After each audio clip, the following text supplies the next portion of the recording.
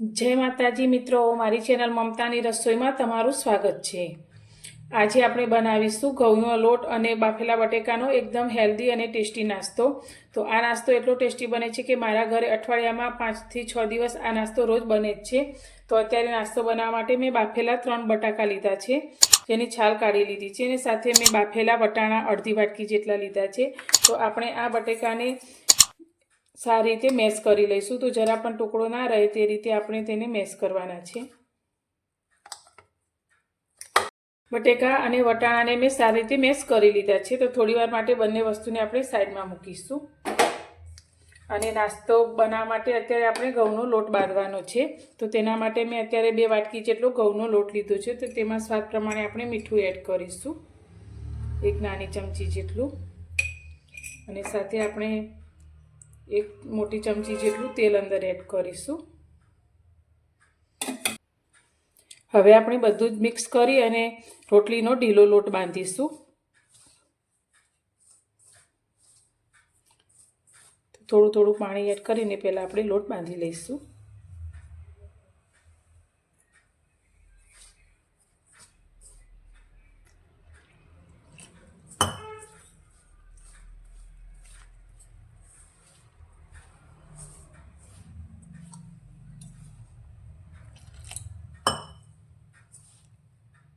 અત્યારે મેં એકદમ સોફ્ટ એવો રોટલી જેવો લોટ આપણે બાંધી લીધો છે। તો હવે લોટને ઢાંકી અને આપણે થોડીવાર માટે સાઈડમાં મૂકીશું અને મેશ કરેલા બટેકાને આપણે લઈ લઈશું। તો હવે તેની અંદર આપણે બધા મસાલા એડ કરીશું। તો સૌથી પહેલાં અત્યારે આપણે જે વટાણાને ક્રશ કરીને રાખ્યા છે તે અંદર લઈ લઈશું। તો અત્યારે શિયાળાની ઋતુમાં વટાણા ફ્રેશ મળતા હોય છે, એટલે મેં વટાણાનો ઉપયોગ કર્યો છે। તમારે ના લેવા હોય તો તમે તેને સ્કીપ પણ કરી શકો છો। હવે તેની સાથે અત્યારે મેં 1 નાની ડુંગળીને આ રીતે ઝીણી કટ કરી લીધી છે, તે અંદર લઈશું। જો તમે ના ખાતા હોય તો તેને સ્કીપ પણ કરી શકો છો।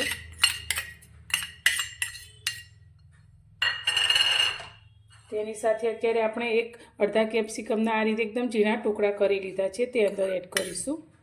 જો હોય તો એડ કરવા, ના હોય તો સ્કીપ કરી શકો છો।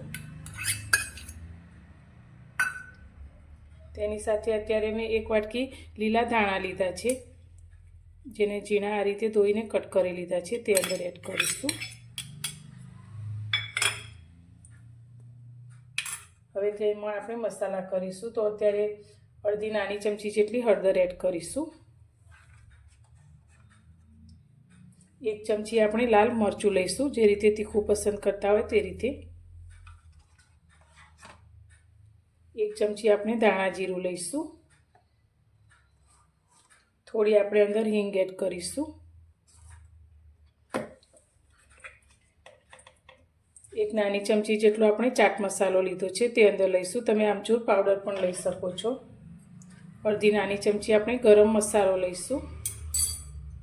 1 નાની ચમચી આપણે આખી વરિયાળી લીધી છે, અને સ્વાદ પ્રમાણે આપણે મીઠું એડ કરીશું।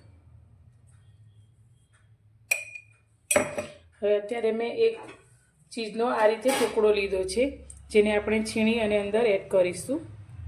જો તમારે ના લેવું હોય તો સ્કીપ કરી શકો છો, પણ બાળકોને ચીઝ ખૂબ જ પસંદ હોય છે, જેથી આપણે અંદર થોડું એડ કરીશું। તમે પનીર પણ અંદર એડ કરી શકો છો।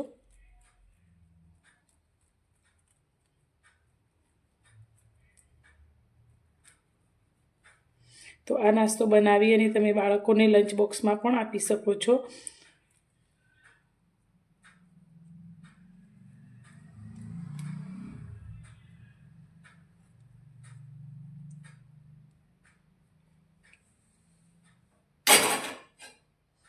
હવે બધી જ વસ્તુને આપણે હાથેથી સારી રીતે મિક્સ કરી લઈશું।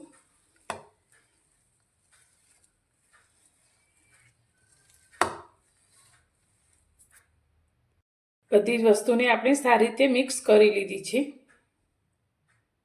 હવે આપણે બાંધેલા લોટને લઈ લઈશું। હવે આ બાંધેલા લોટમાંથી આપણે 1 લુઓ લઈશું। તો મોટી રોટલી વણાય તેવો આપણે આ રીતે 1 લુઓ લઈ લઈશું, અને બાકીનો લોટ આપણે ઢાંકી અને સાઈડમાં મૂકીશું।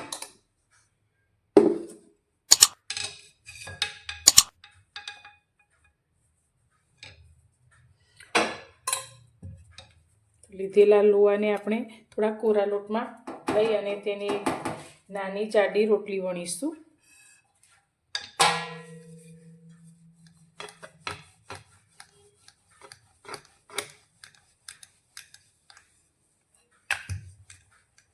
તો આ રીતે આપણે એક જાડી રોટલી વણી લીધી છે.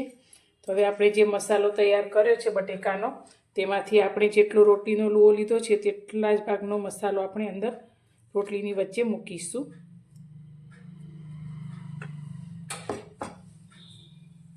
અને બંને વસ્તુને આપણે આ રીતે ભેગી કરી અને આ રોટલીને આ રીતે વાળી લઈશું.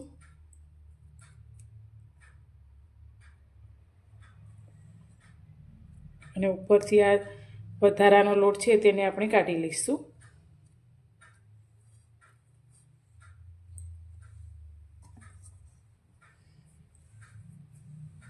અને આ રીતે પહેલાં આપણે થોડું પ્રેસ કરી લઈશું. હવે ફરી આપણે આને કોરા લોટમાં લઈ લઈશું. તો અત્યારે તમે આને આલુ પરોઠા પણ કહી શકો છો. તો ટેસ્ટ એકદમ સરસ આવે છે આ રીતે બનાવવાથી. હળવા હાથે આપણે તેને વણી લઈશું.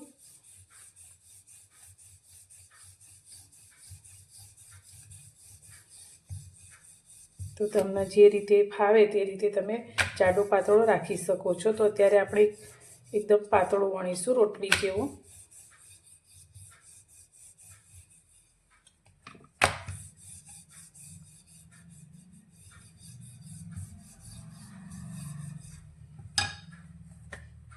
તો આપણો પરોઠો એકદમ સરસ રીતે વણાઈ ગયો છે અને તમે જોઈ શકો છો આપણે તેને એકદમ પાતળો વણ્યો છે. તો હવે આપણે આ નાસ્તાને ખૂબ જ ઓછા તેલમાં બનાવીએ છીએ એટલે એકદમ હેલ્ધી પણ છે. તો હવે આને આપણે શેકીશું. પરાઠાને શેકવા માટે મેં ગેસ પર તવીને ગરમ કરવા માટે રાખી લીધી છે. તો તવી આપણી સારી રીતે ગરમ થઈ ગઈ છે. તો વણેલા પરાઠાને આપણે આ રીતે લઈ લઈશું અને નીચેના પડને થોડું આપણે શેકાવા દઈશું.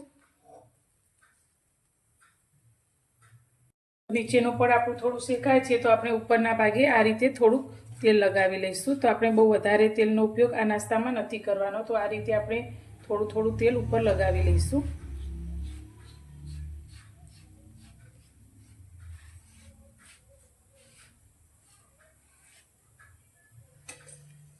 અને હવે આપણે પરાઠાને ફેવરી લઈશું. ફરી પણ આપણે ઉપરની સાઈડ થોડું તેલ લગાવીશું. ગેસની ફ્લેમ મીડિયમ કરી અને પરાઠાને આપણે બંને સાઈડથી એકદમ સરસ રીતે શેકવાનો છે.